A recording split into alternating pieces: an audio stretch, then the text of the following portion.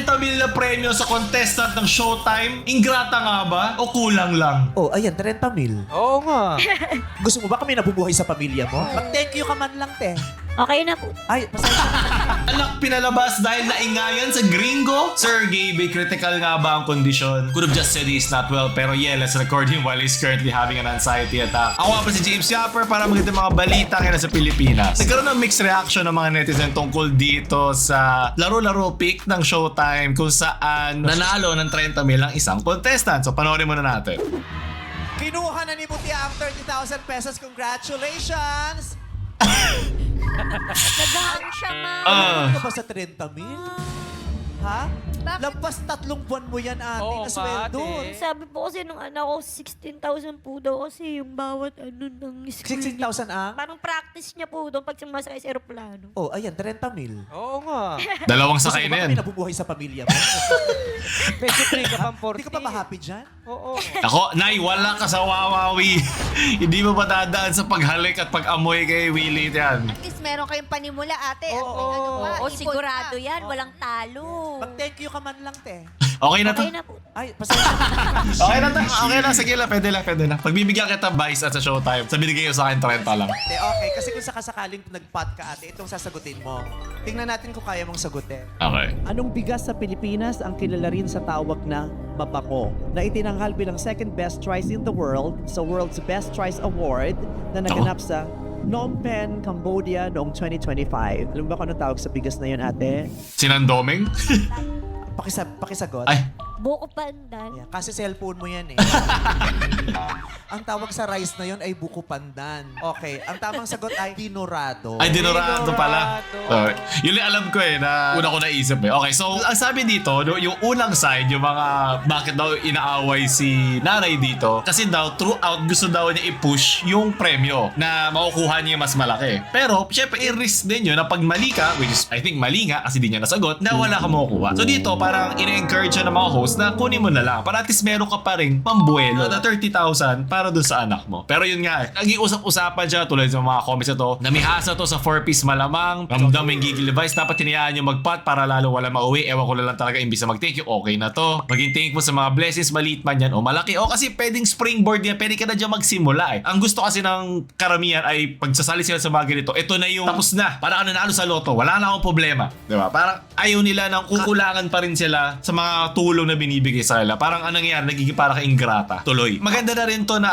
parang reflection na alam ko ang mga tao nangangailangan ng pera. Lalo na pag iba't iba tayo ng sirkumstansya, iba't iba mga kinalakihan natin, kung saan tayo pinanganak, marami utang, ganyan-ganyan. Pero dito pinapakita isang taong magaling sa pera at hindi. Kasi kung marunong ka mag-alaga ng pera mo, kahit anong nakuha mo lang, nang hindi mo pinaghihirapan, hindi ka nagbibigay ng taon ng buhay mo o ilang buwan ng buhay mo para gawin. Tulad yan, sumagot ka, sumali ka sa isang show, bumiyahe ka, 'di ba? Isang araw na biyahe at pagod. Ito kikitain mo 30 mil. Malungkot ka pa. Hindi ka pa masaya na pwede mong gawin sa perang to. Kasi gusto niya ata, kung makukuha niya sa Showtime, kaya na niya bayaran yung anak niya. Kaya na niya patapusin ang pag-aaral. Yan ang nangyayari pag iniisip natin na ang pag-aanak ay parang bumibili ka lang ng laruan. Kaya yung pinag-iisipan. Kaya rin bumababa yung mga nag-aanak. Kaya huwag kayo mamilit kasi hindi naman kayo pagpapaaral at pagpapakain sa mga yan. Ba, hindi yan para, gusto ko na may makyutan ako. Wala kasi. Hindi. Kailangan handa yung mga mismo magpapasok ng bagong buhay sa mundong ito. Kasi ganyan kahirap. Siya mismo hirap na agad siya na kulang pa tong 30 mil sa gagastusin ko. Kailangan yung makukuha ko dito sa Showtime, pwede ka magpikit. Kalimutan ko na yung anak ko, kaya na nito bayaran lahat ng gastusin niya. So, yan ang realidad ng buhay. At sana, sa ganito naging reaction ni ate ay naging mas proactive siya. Yung kukuhanin niyang pera ngayon, gamitin yung kalahati, yung diba, 16 kada practice sa aeroplano, di ba? So, yung 16, gamitin mo yung 16, gumawa ka siguro ng sari-sari store or kahit ano. Pero yun nga, iba kasi ang galing na isang taong kaya hawakan ng pera versus sa malaki kumita. Magkaiba yun eh. Hindi lahat malakas kumita ay magaling humawak ng pera. Minsan nagkakita ka ng 50k, 100k,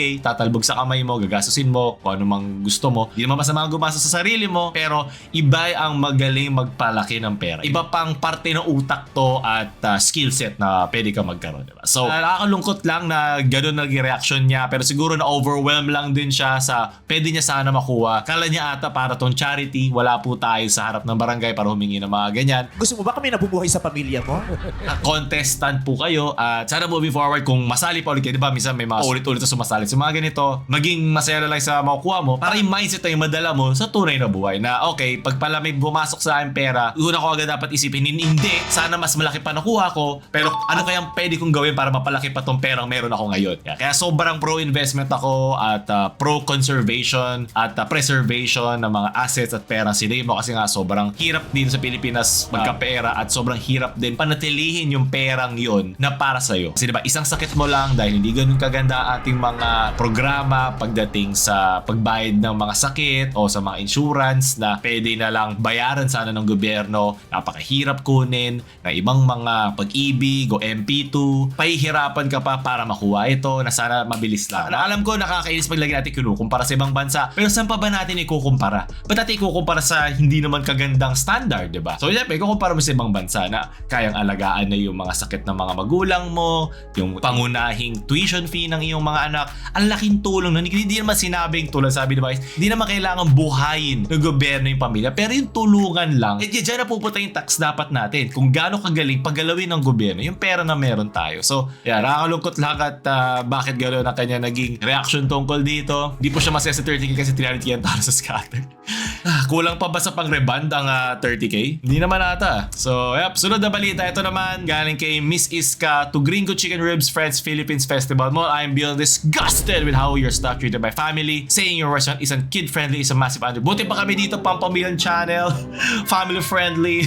What you guys did was straight up hostile and discriminatory. How does your staff have the nerve to tell us to bring my 2-year-old daughter outside? Which parang asong tumatawa tapos pinalabas no? Just because some random group of people who just walked in were annoyed by her. She's a toddler. She was literally just being a kid. Sumasayaw sa tulog na resto nyo, pero kaysa sabihin sa mga miserable tao na mind their own business, your staff chose to kick a baby out to appease them. Then natatawa ko yari may picture lang dito ng isang crib na walang nakalagay. You completely humiliated us. My family was made to feel like we didn't belong just because we have a child. It's absolutely shameful. Yeah, it all interconnects, diba? Mahirap talaga magkaroon ng anak. So nag-interconnection sa before na gagawa ng anak para gawing investment, para tanggalin sila sa hirap, pero sila mismo hindi nila pa mapaaral yung anak nila at kukulangin pa para doon. So dapat handa ka, hindi yan parang ito yung magiging escape rope namin sa Pokemon para makalis sa hirap. No amount of freebies or corporate apologies can fix the awful feeling you gave us. We are never eating at any Gringo branch ever again, and believe me, I'm going to make sure every single parent group I know hears about your disgusting customer. Do better, ha? You have failed miserably. Alam mo, katadaan ko lang din sa isang Gringo chain.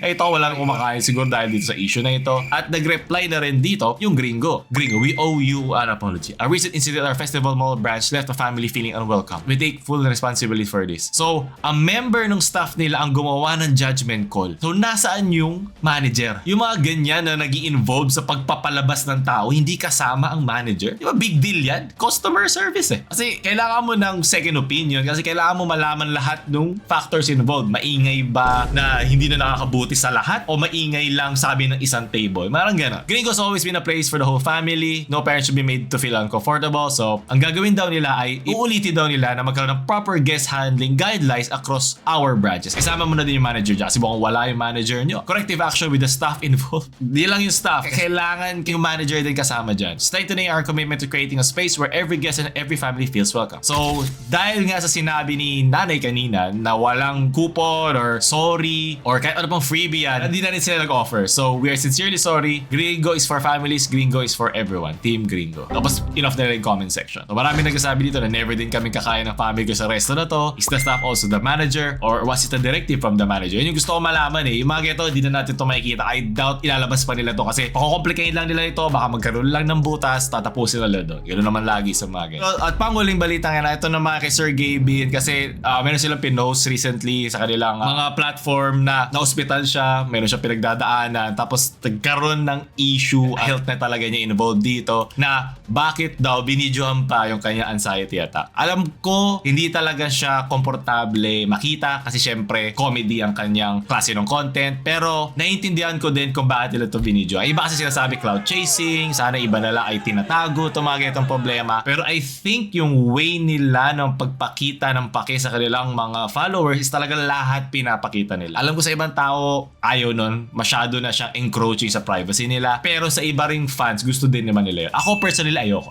nakikita lahat. Ayoko nakikita ano yung tinatayo mo, ayoko nakikita yung pinagdadaanan mo, nandito ako para dito. Unless gusto talaga ng content creator. Kasi sabi daw nila, yung mga views daw nito ay nasasayangan yung mismong grupo nila. Feeling ko naman, hindi siya nagkukulong sa views. Marami nga siyang mga sponsors at mga views pa rin hanggang. So I don't think kailangan nyo ito gawin para sa views Pero for the longest time, ganito talaga sila. So kasama na lang talaga to sa pagiging isang content creator na kung gusto mo ipakita yan, magkakaroon ka rin ng flack. Dahil yung ibang bagay doon ay sensitibong material na. So yung iba dito sinabi na could have just said he's not well, pero yeah, let's record him while he's currently having an anxiety attack, which you don't know at the time yet, by the way. Could have been a stroke and they kept recording. And I think na ang pinagtatalunan lang nila dito is ano yung balance ng pagpapakita sa social media versus sa sarili mo na lang ito pagdaanan tapos gawin mo na lang siya afterward. Kasi iba kasi na parang pumapasok doon sa content ni Sir Gaby, nasanay sila sa comedy at mga skits at kalokohan, makikita nilang ganito ang kanyang parang nangyari sa kanya, hindi nila alam sa ilalagay itong nararamdaman nilang unease or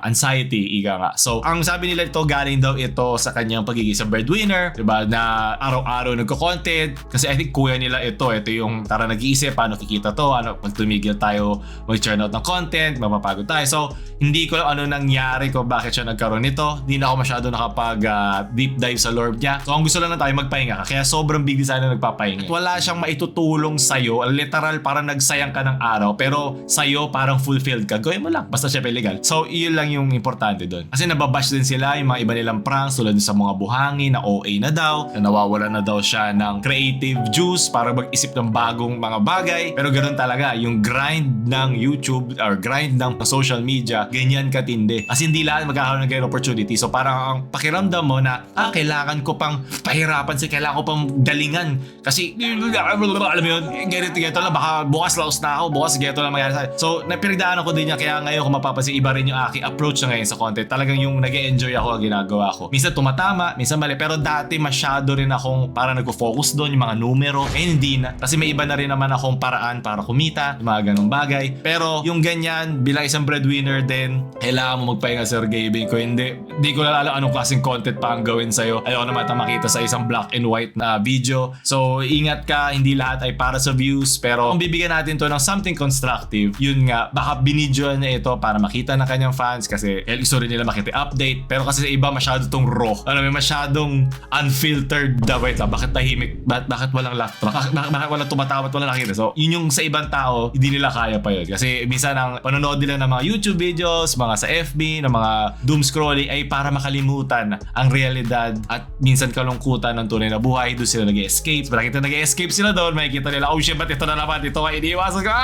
So, doon tatapos natin mga balita na ngayon. Sana nagustuhan nyo yun or sana mayroon tayo natutunan sa ating mga nakita. Pin comments, gusto nyo maging member. Andun din ang members version mas para makakita nyo agad na mas maaga kayo manonotify bago ang lahat. Meron kayong mga emojis dyan. At syempre, minsan makakausap nyo ako depende doon sa kung kailangan natin pag-usapan. So, kung nyo kalimutan like, share sa mga mahilig sa 30 milyong friends. So, kung nyo kalimutan subscribe. James Shopper na mamaalam.